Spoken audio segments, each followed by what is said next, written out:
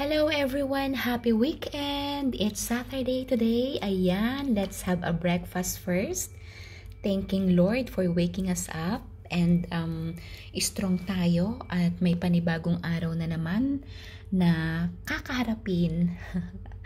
Ayan, this is an OFW life, eating alone, celebrating Christmas and New Year alone, but taking God for the blessings. Ayan, so magpasalamat po tayo palagi sa Panginoon sa pagbibigay po niya sa atin ng panibagong araw at panibagong buhay para tayo'y ngumiti at syempre hamunin ang laban ng buhay. O diba, masyadong matalinhaga yan, guys.